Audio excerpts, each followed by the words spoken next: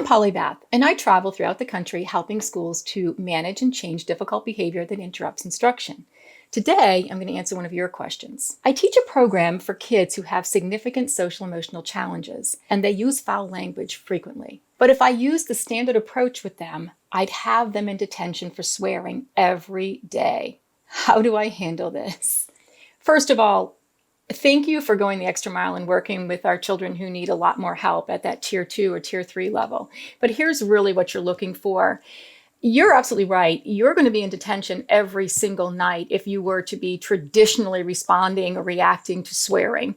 Foul language is what it is. It really impacts some people more on the bad side, if you will, than other people.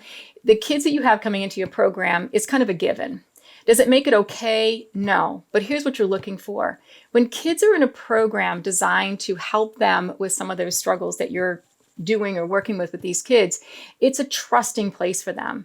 It's a place where when things are, the bottom's falling out in the hallway or another classroom or something else happens in their life, they can pass go, they can run right to that program, and they know that when they come through the threshold of that door, you're going to let them use that foul language. You are, to kind of regulate themselves again, get it off their chest.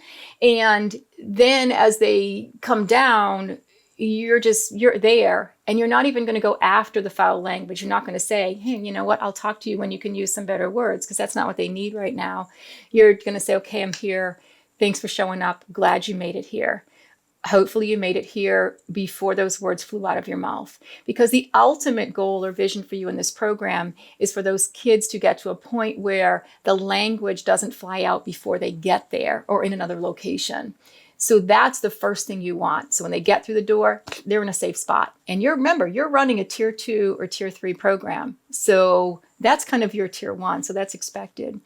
Your long range for them is to get the coping skills so that they decrease the amount of swearing within the program and eliminate it outside of the program. So that's your long range.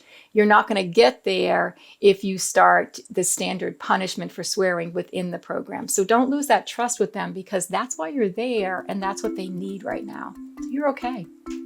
Don't forget to like, subscribe, hit the bell for notifications, watch these videos, and if you've got questions for future videos, include those in the comments below.